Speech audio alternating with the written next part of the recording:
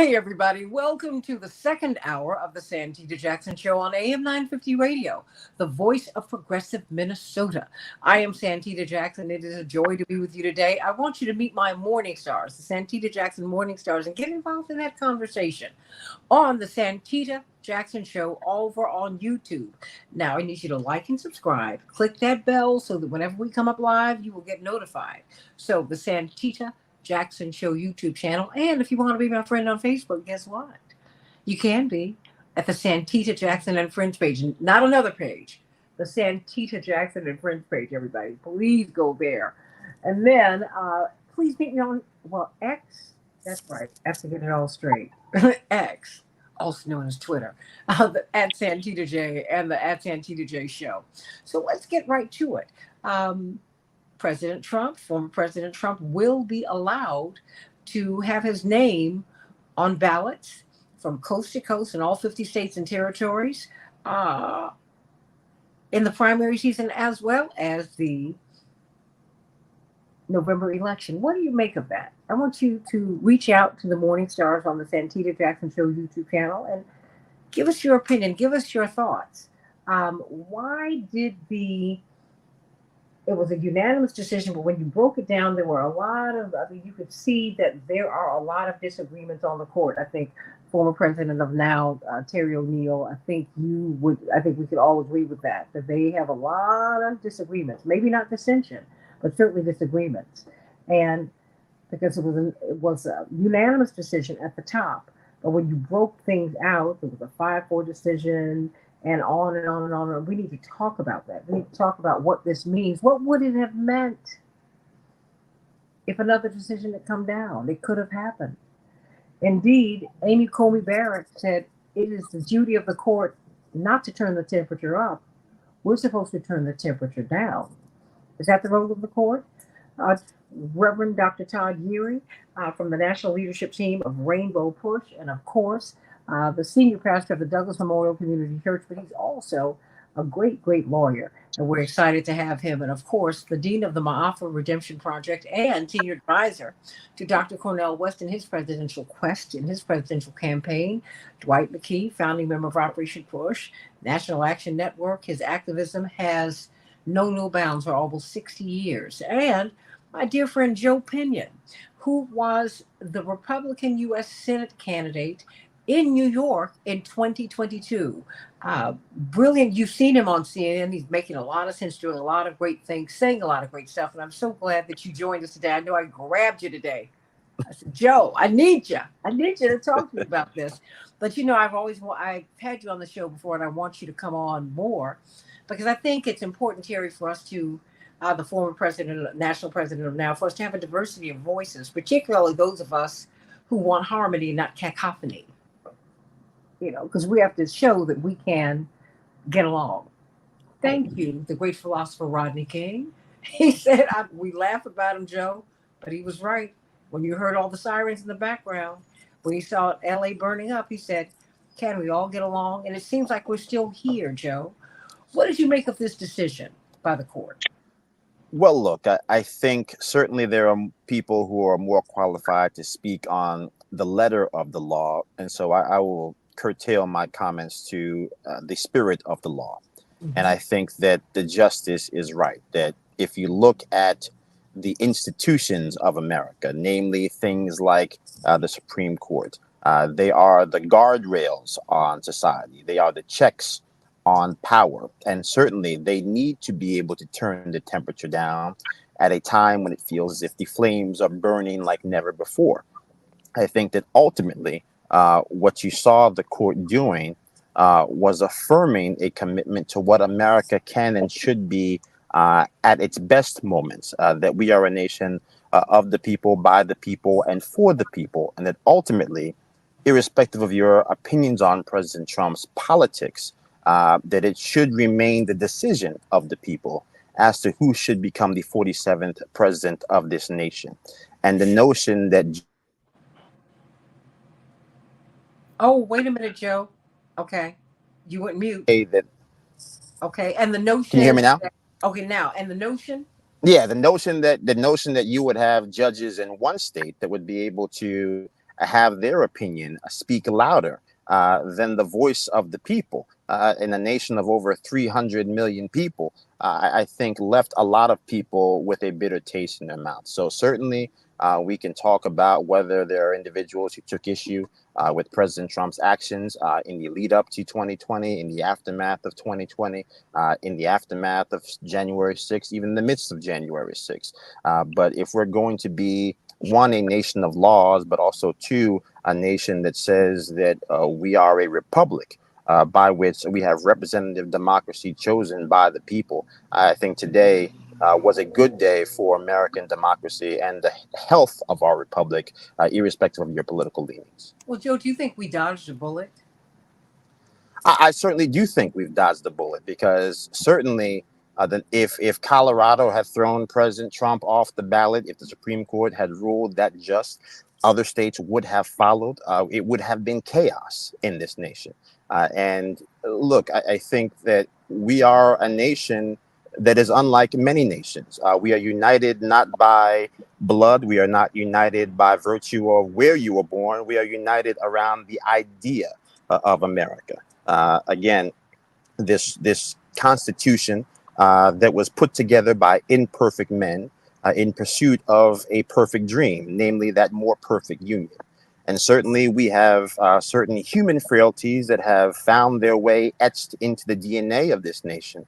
But the best part of America is that we have been equipped with the tools for change, that we can actually petition our government for redress. And when you get to a point where people feel as if their grievances are such that their voice should matter more than the voice of their neighbor, I do think that that puts us in a perilous place. So yes, I do think we dodged the bullet. I do think that we have to find a way, as those of us who want to be repairers of the breach, to quell, I call the lesser angels of the human spirit, and say, look, let's have a conversation. Let's have an election. Let's conduct that election in the best interest of society. It's going to be difficult because 70% of Americans have said that they do not want a Trump-Biden rematch, but we're going to get that rematch. And certainly, I think making sure that the rematch is conducted in the spirit of the actual principles of this country, at least in some small way and also a very large way, does a great deal of service to that outcome being something that the majority of Americans can respect and by extension also honor. Does this empower former President Trump on the eve of Super Tuesday? And how does this impact his run for the presidency, in your estimation, Joe? Well, for me, look, I think if I'm being brutally honest, the primary is over. President Trump is likely to be the nominee, absent of something befalling his candidacy or him personally. And certainly we don't wish ill on anyone. So he is going to be the nominee. This Super Tuesday is just a matter of us continuing through the process that has been designated for us to have a nominee. But most of the candidates have withdrawn, to the extent that a former ambassador, former Governor Nikki Haley, is still in the race. It appears that there is no great groundswell for her to be the nominee. And it doesn't appear that she has a pathway to the delegate math necessary for her to become the nominee. So really, we're burning money as it relates to this process, because by all statistical measure, by every historical measure, Donald Trump is going to be the Republican nominee for president in 2024. Right, Nikki. So what do you think? Because you said that this process of taking the former president through these legal processes, you're turning a monster into a martyr. Do you still feel that way? Oh, no doubt about it. And the statistics, the data shows that as he gets charged with more, he gets stronger and stronger. Analogy I used was like Godzilla. Is that Godzilla is when they tried to electrocute to kill the monster, Godzilla. They tried to electrocute him. When they didn't kill him, they just made him stronger. and he left that situation breathing fire because he just transposed the electricity in the fire. And so you run the risk, that you may kill him, but if you don't kill him, you kind of make him stronger. And I think that's what's happened with all these charges, because his premise has been that the dark state has been conspiring to take him out. And so when you charge him and lose a case like this particular case, which I would think was a case that should not have been bought in the first place, Why? since they haven't bought the case for 150 years. One, secondly, like I said before, that it was bought for people who had themselves directly left the government and not just set up sedition, but they defined themselves as another government and declared war on this government. He had not been charged he had not been convicted, let me say, of insurrection, and that still has not been properly defined in the context of the riots that they had on the 6th. And so it gave him a reinforcement of his theory of a premise that they're out to get him. And all the people who are marginal saying, no, no, no, he's just paranoid. Many of them are now saying, well, maybe he's not paranoid.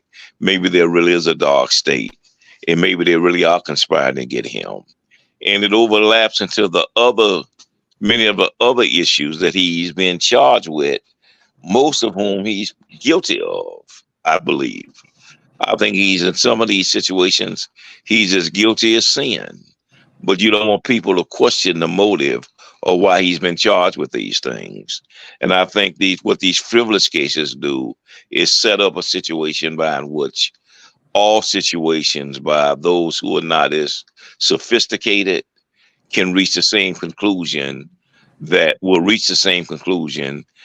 he's saying is true, that all of these cases are contrived, which I don't think is true.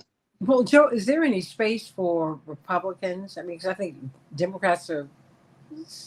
You can see the list from listening to Michigan that some Democrats are restless. I mean, you want some other. Well, most Americans do not want to see a Trump-Biden rematch, as you pointed out. Look, I do agree that the nature of some of these cases. Obviously, we're talking about the case to remove President Trump from the ballot here, but even some of the cases in New York, whether it relates to Stormy Daniels, even in the case of New York when it relates to the real estate, you look at these cases, and to my colleague's point, the question becomes, if you are saying that President Trump is guilty of these crimes, then looking at the criteria you have laid out for the prosecution, who came before and who is coming next? And so, again, it's very difficult to say you're going to remove somebody from the ballot for the purposes of saying they have engaged in an insurrection, even though there is not a single jurisdiction in the country that has charged him with, much less found him guilty of insurrection.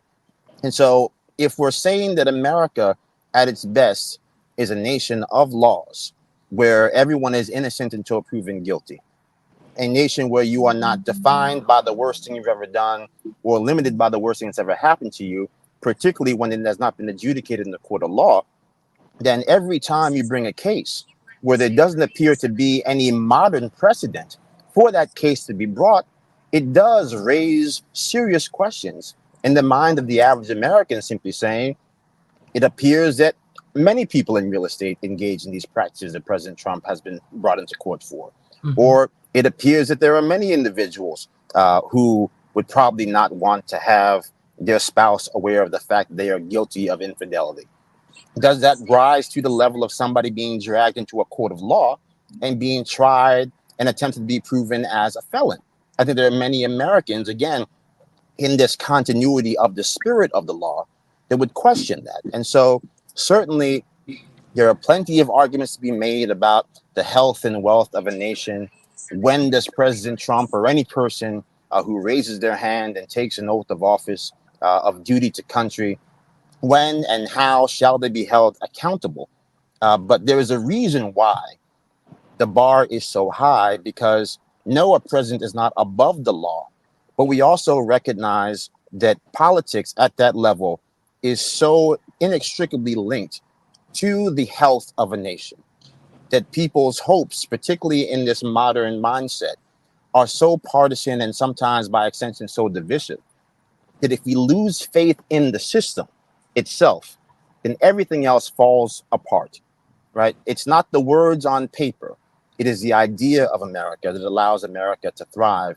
Once we lose faith in that idea, all hell breaks loose. If you could give me a couple more minutes, because I'd love for the rest of the panel to respond to what they've heard from you, Reverend Dr. Yuri. First, I don't believe Joe's a Republican. Let me start there. Come on, man.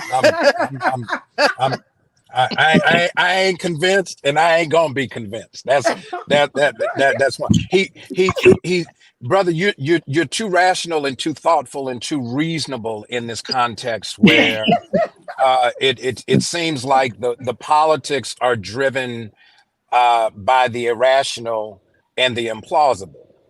But I do think here's where the system has to hold up. And being, probably half of my practice is criminal defense. The notion of having a set of facts and circumstances that give rise to probable cause that a crime has been committed is often imposed upon the very average amongst us on a given day, several times a day, to give the impression that there is some circumstance that puts you beyond the reach of the system. And the reason the system's important is because in our criminal legal system, your guilt is determined one of two ways: by a jury of your peers, regular everyday folk, or if you choose to have a bench trial where the judge sits as the trier of fact and the concluder of law. When we give the impression that somehow a schedule. Oh, well, Joe. I mean, he like you. He's driving too. Reverend Dr. Yuri. Okay, Reverend Yuri, we got you. Can you hear me? Reverend Yuri, we got you back. Yeah, I'm back. I was probably dealing like Joe. Somebody was calling in the middle of his riff, and he was trying. He had hit his key, and his hoop was coming.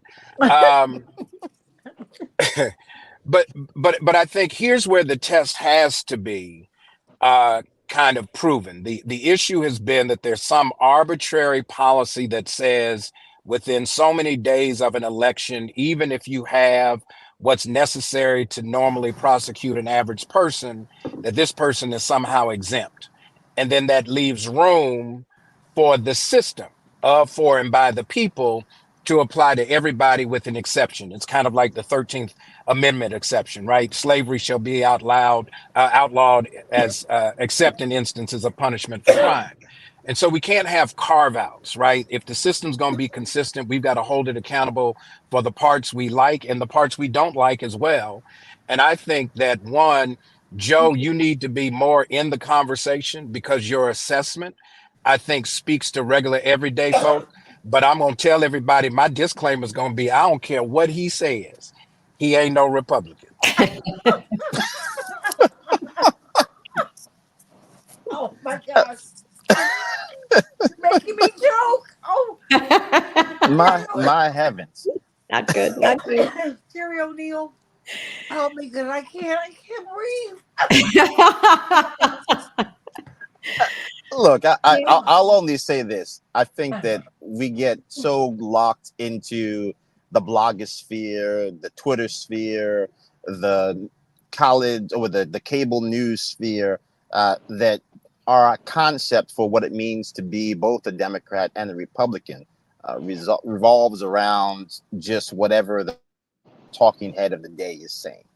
And I think that the overwhelming majority of Republicans that I talk to every single day, the overwhelming majority of Democrats that I interact with as I go through my day-to-day life, they want the same things. They are caring about the same things. I've said the cruel joke of 2024 America is that I actually firmly believe there has never been more agreement on what is wrong with our country. The problem is that we have become so polarized and so partisan at the actual ends of our political spectrum that those shared objectives get drowned out. So, yeah, I guess I would accept that maybe I don't sound like your regular Republican talking head, but I think I certainly reflect the fears, the hopes, the ambitions, and the apprehensions of pretty much most Republicans, and I think Americans everywhere. Terry O'Neill?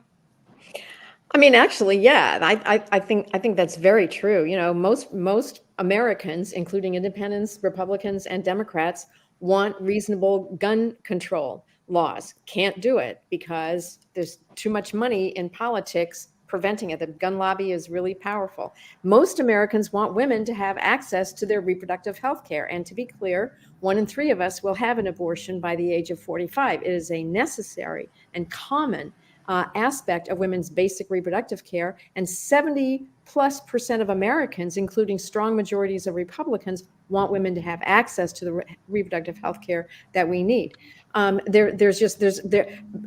Most Americans want health care as a human right. Most Americans want decent, clean, nice housing as a right, and education as a right. This is what we want, and yet it is true. You know, the MAGA Republicans who keep complaining about the deep state and the system, and it's rigged against most Americans. I mean, you can see that it is when the policies that we want are consistently stymied by a frozen Congress. Who froze the Congress? Mostly it was billionaires and corporations, and they're not about to let Congress start moving in a way that they don't like. And it is all too easy to get people who look like me, who are very frustrated with the fact that the kinds of policies that we want can't get enacted. It's all too easy for people who look like me to blame people of color and immigrants and cities and to blame all the wrong people. And just this country, it's in our DNA for white people, frankly, in this country to behave that way.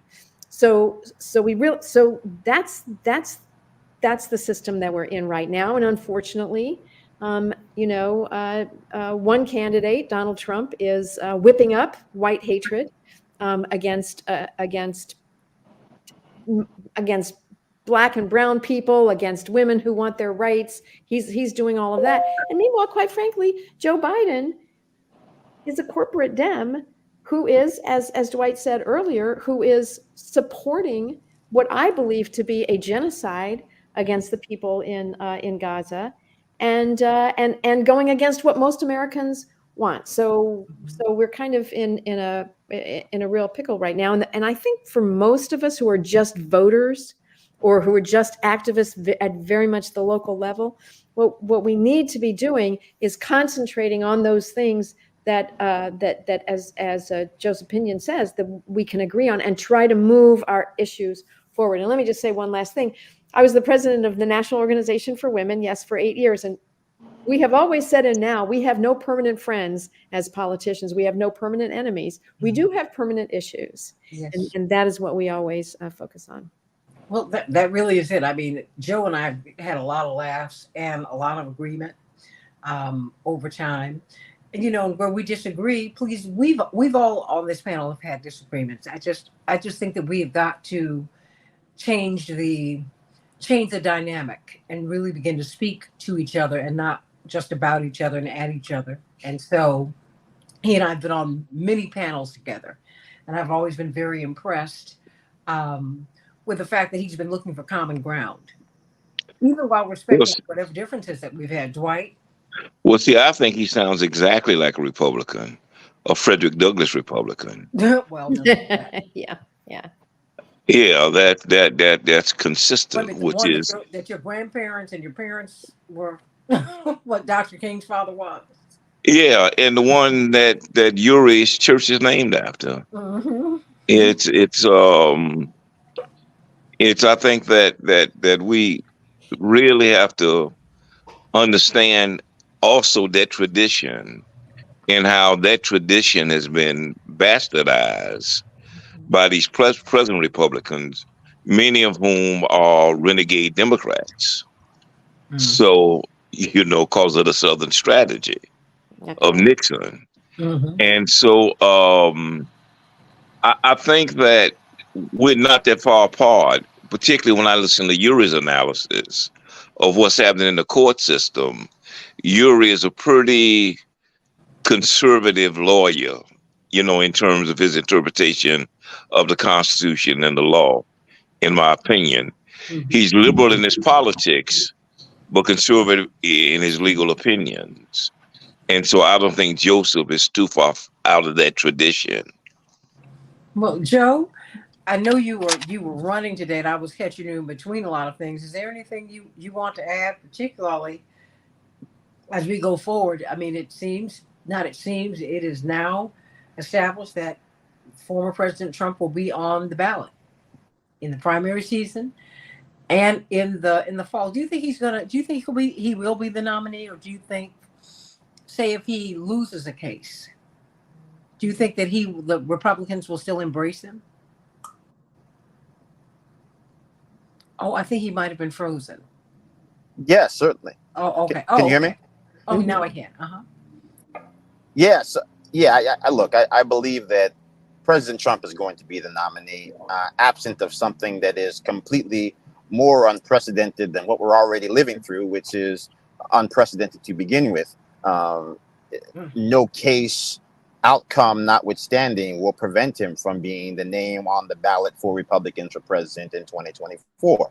Uh, as somebody who has lived at this point 39, 40 years on this earth, I can clearly say that no person going through a court case ever comes back on the backside of that stronger than they were before from a kind of a public perception standpoint. I don't care if you're found innocent, found guilty, hung jury. The process of going through such a public dress downing inevitably damages you in the public eye. You can talk about the inner constitution and whatever doesn't kill you makes you stronger. But in the context of American politics, I don't believe that being rung up on nearly 100 felonies makes you stronger in the aggregate. And I certainly don't believe that if he's found guilty of any of those crimes, that's going to help him politically, particularly in the context of a general election. So I think the president has to find a way to start talking about what all of these cases mean in the context of the America that we're currently living in, because otherwise there will be a lot of people who are struggling every day to make sure they can pay their rent and to keep food on the table, who are only going to read the headline from the New York Times or the USA Today that says Trump found guilty and think, I don't necessarily want a convicted felon to be the president of the United States. So he needs to begin those political actual groundwork laying today. But I also think just in general, just to this broader conversation about, what's happening in this country, I think both parties have done a terrible job of serving the interests of Black people, serving the interests of minority communities. I was talking to Santita earlier today about the fact that here in New York, in Rochester in particular, we've got 20,000 families, the overwhelming majority of them being Black and minority in the public school system. 16,000 of those families have tried to hit the eject button to say they want their child to go to a charter school. There are only 2,000 charter school admission slots per year. And so that just goes to show you the level of despair that is existing in our communities. I think even if you look at New York City, 70+% of the Black students not able to do math at grade level. So there is sincere and earnest desire for change.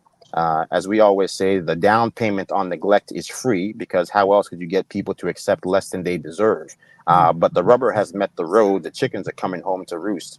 And bit by bit, you see people grasping at straws to figure out how they can get out of the landscape that has been laid. Well, I'll tell you, I think this one way that you come out of these indictments and prosecutions is if they are seen as political persecutions. The night that Marion Barry was arrested in Washington, D.C., one of my dear friends was in his cabinet, and she called me right after he'd been arrested because, of course, they'd been alerted and said, I need you to call your father, let him know what has happened. And she was in tears because she had been working for him since she was 13. because she just believed in him. And he was a good man who only hurt himself. And I said, you don't have to worry about it. He'll go to jail. He'll serve his time because that's what Joe DeGenova wanted. And he's going to come out stronger than ever. I said, hey, I was living in New York at the time. I said, I'll move back to D.C. to vote for him. Yes, I will. And when he made his transition, it was basically a state funeral, everybody, because he was so beloved, because people knew what he had done.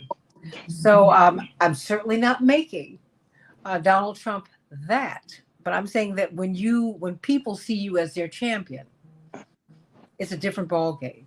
You know, if Joseph gets back, I want him to be able to close us out. But why did you say you couldn't believe that he was a Republican, Reverend Dr. Todd Geary, with your little conservative self? Well, I think it's to Dwight's point. The extremes that are dominating the conversation have foreclosed on the power of having reasonable discourse with differences of opinion. And so his analysis is grounded in the ideal of what America should be. Now, where I do kind of have a difference of opinion, and I don't even know if it's a difference of opinion. I think we're probably in the same place. The America of today is not the America of the 1780s, when they were going through the process of trying to ratify a constitution. That the notion of what we the people means today allows for, I think, the idealism that Joe talks about, because it means that everybody should have a place and a space to be able to participate in this grand experiment. If it were left to the notions of the oligarchy that has oversized influence and is manipulating all of the strings against the interest of the masses, then when we talk about we the people as a definition, a constitutional definition, has evolved over time. The reason Dred Scott was a decision was not an issue over slavery. It was because he didn't have standing. He was not considered a citizen to be able to access the courts. But what we ended up with was a ruling that said anybody that was in his position and had this particular history fell within the same category, that denied him personhood and citizenship at the same time. Plessy versus Ferguson said, all right, we'll move a little bit on this, but what we'll give you is distinctions about what fair treatment looks like. It will be separate but equal. Equal was relative. And had it not been, when we think about the push around the 19th Amendment and women's right to vote, that question had to come by pushing the envelope. And this is a moment where we have to push the envelope to make sure that the American ideal is ever expanding and not narrowing. That's what we're faced with, is that there is a contraction on who gets to be included, who gets to participate, whose issues get to be addressed, who gets to speak to the agenda. And ultimately what it comes down to is the same standard that was used at the very beginning: who had landowning wealth and white skin and male genitalia. That's what it came down to.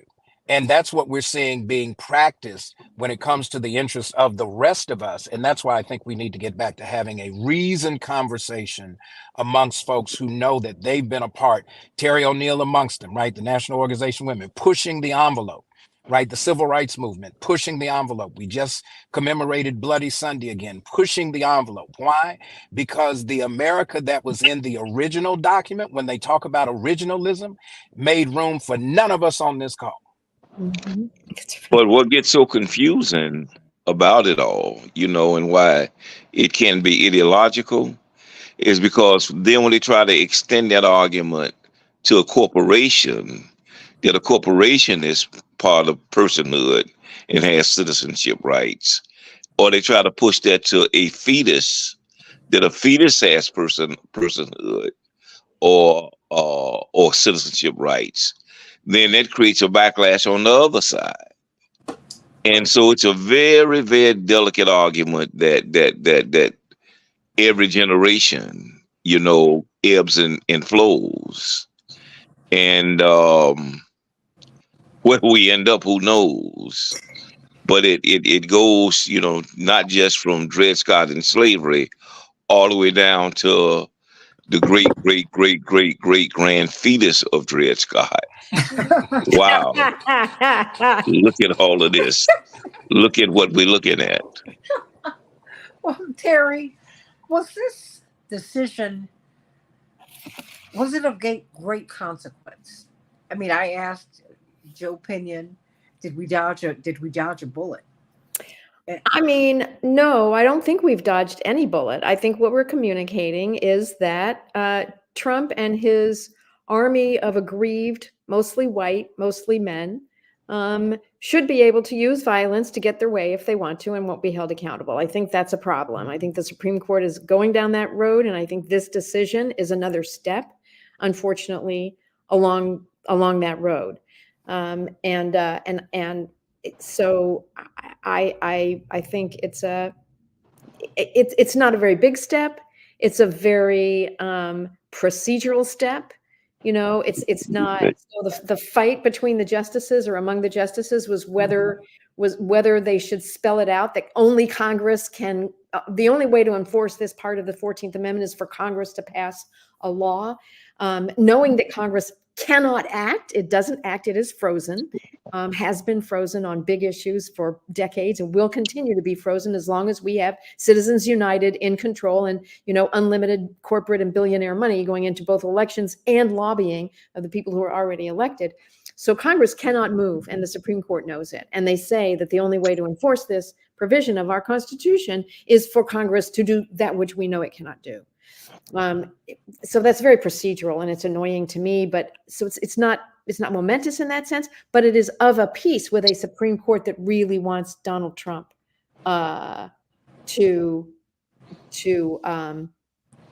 well, certainly Thomas and his wife Ginny want him to be elected president again. I don't know what the others think, but the others really want the oligarchy to remain in firm control. That's So this was a decision, in your opinion, where the oligarchy was affirmed.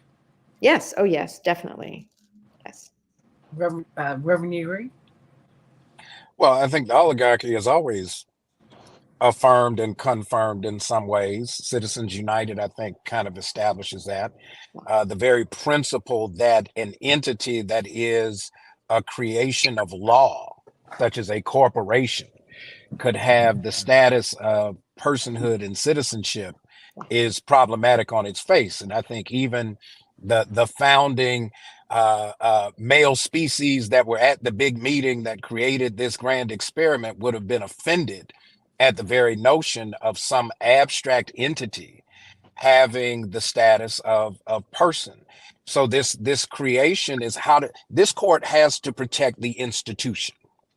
The institutional protections come by way of self-interest in real time. That's why you're not going to see Clarence Thomas recuse himself, even though the Supreme Court came out with their ethical document last November. If he does not, I think that ethical document comes back up as an issue for the court to have to contend with. And I think in some ways, the court really wants, except for the inability to control Trump, they almost want Trump back to be able to kind of reinforce their absolute authority to call the balls and the strikes before there's even a pitch, right? They're telling you that it's going to be a ball before anybody's thrown anything. They are preempting the issues. It was a preemptive ruling today, not just to deal with Colorado, but anything else that may come after. They're kind of anticipating where the struggle's going to go. And so in this sense, I think the ruling on the front end, yeah, keep him on the ballot. That was the question.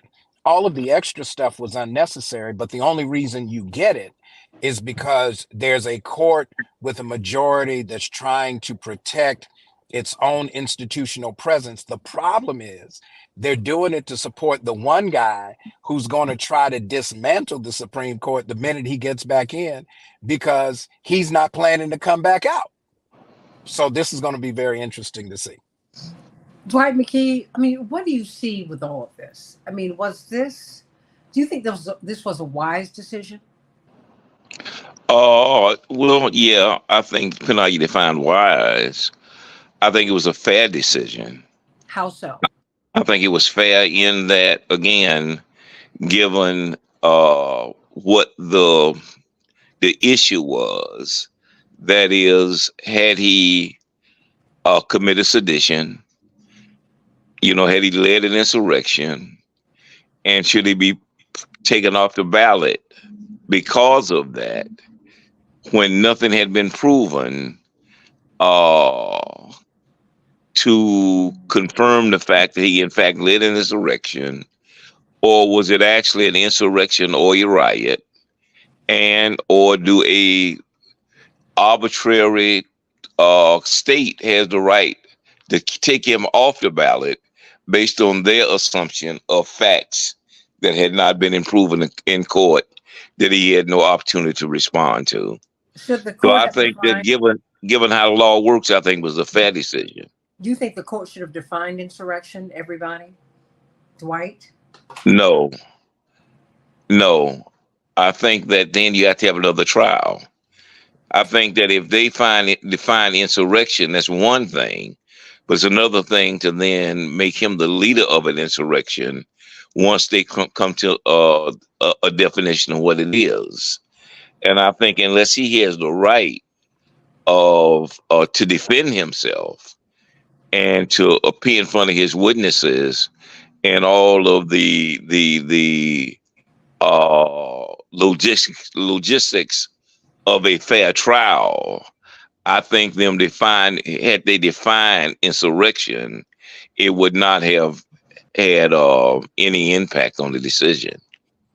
Should they have defined insurrection, Terry?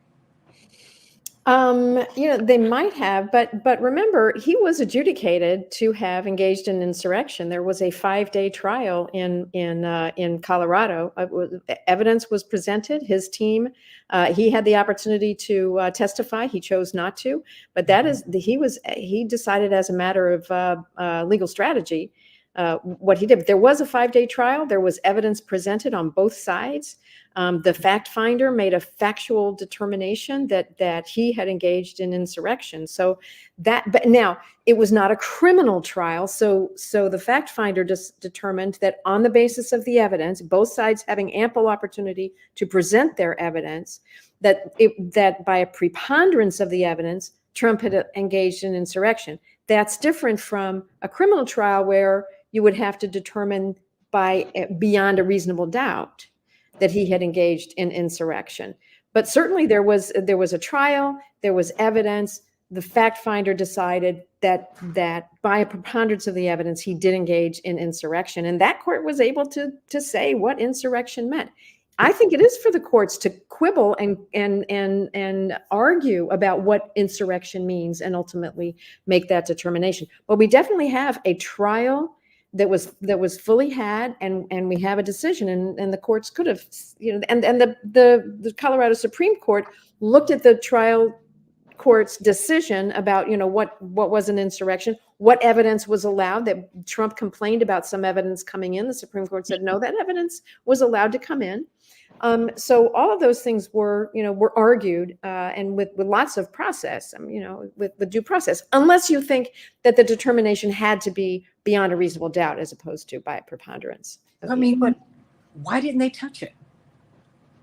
It's like they skirted that. Well, I guess they would have to, wouldn't they? Their point was that only Congress can say how Section 3 gets enforced.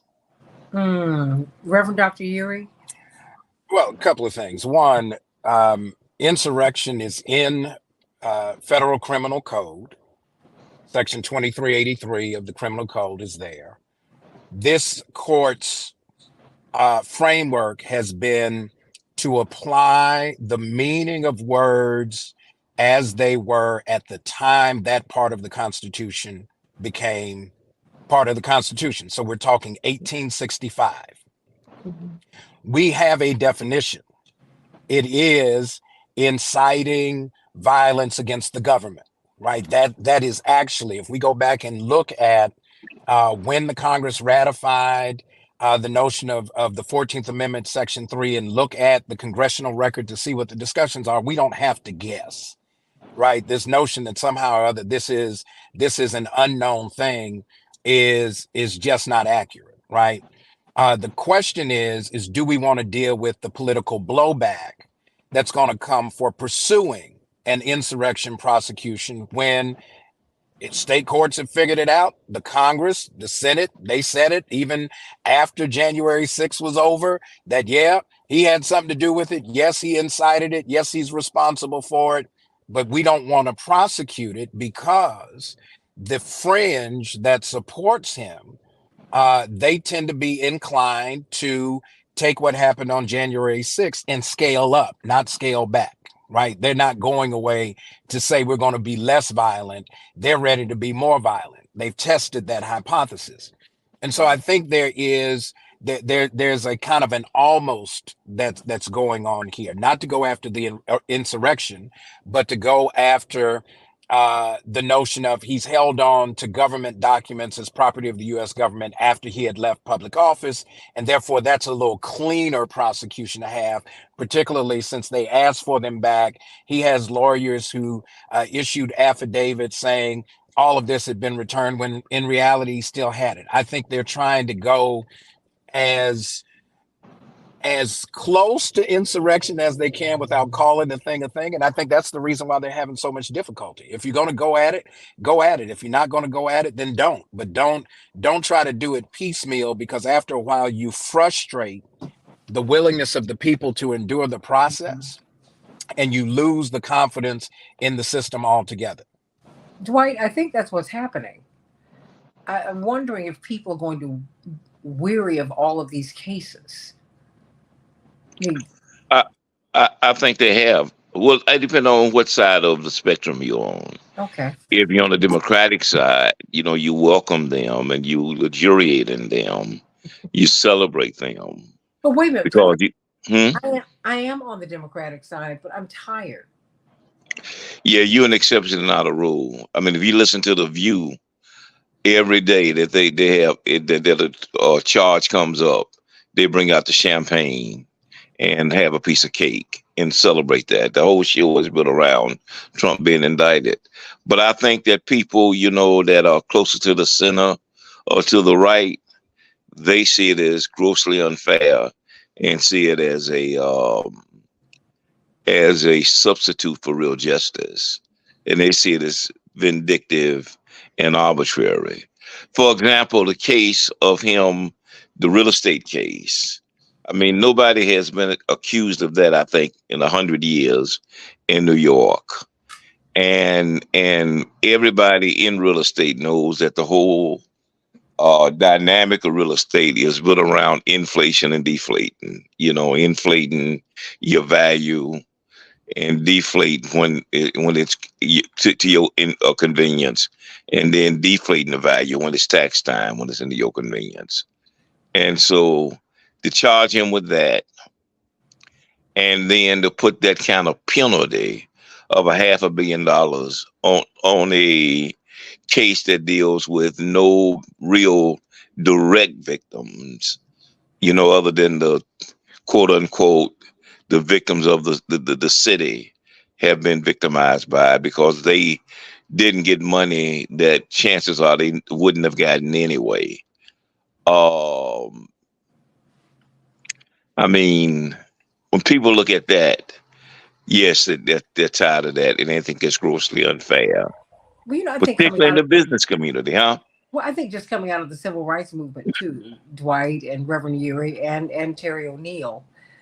Whenever I see this onslaught, I just go, I'm always asking what's going on. What's the story behind the story? Some things are above my pay grade. And, I would just rather let former President Trump let him run his race and let the people decide, and let's move on. Here's but see, there are tangible. I've got 2 minutes. Real quick, there are tangible issues, even using the real estate case. The flip side of the real estate case is right now, the racial wealth gap is as wide as it is because historically you've had disparities in the appraisals of properties based on who owned them. And that has become codified and embedded in the legacy transfer of wealth that continues to widen the wealth gap to this day.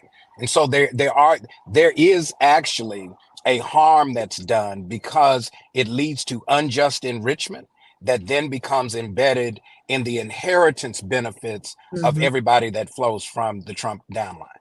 But you know, but Yeah, no one's but even that, real no quick, one's let me even let me discussing. respond to that real quick. Okay, but But that let me also say this. Nobody is even discussing that. And that's what's so awful. I mean, the fact is, depend if I got to get a white friend to come into my place so I can get the proper assessment. They don't care about that. and historically that has come, the red line has come from the government, and so the remedy for that should be reparations from the government, like it's what's happening in Evanston right now.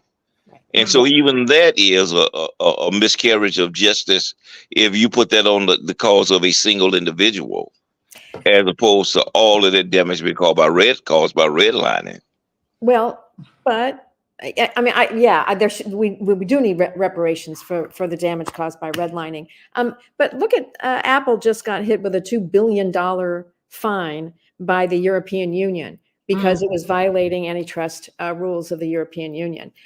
This is against a context in which the big tech companies have been violating antitrust laws willy-nilly for a very, very, very long time. So you could argue, why are they coming after Apple?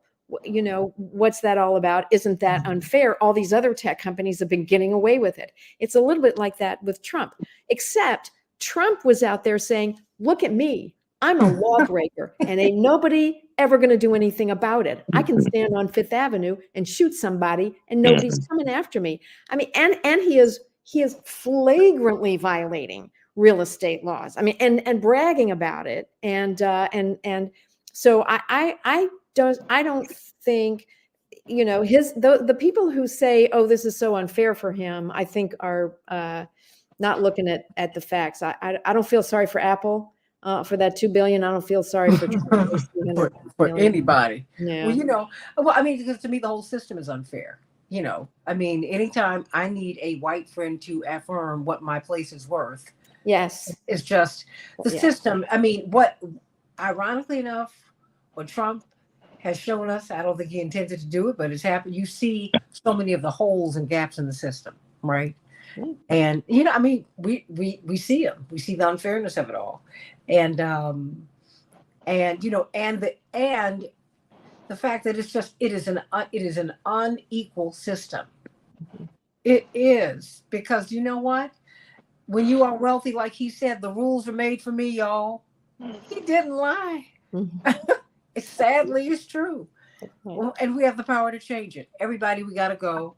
Attorney Sherry O'Neill, former president, national president of NOW, Dwight McKee, senior advisor to Dr. Cornell West, dean of the Ma'afa Redemption Project, Reverend Dr. Todd Urey Esquire, the iconic Douglas Memorial Community Church national leadership team of Rainbow Push. I'm sending everyone so much love, and you too, Joe Pinion. And yes, he is a Republican. Joe ain't no Republican. I don't care what you say. Sending y'all so much love. God bless you, everybody. Bye, y'all. AM 950 Radio.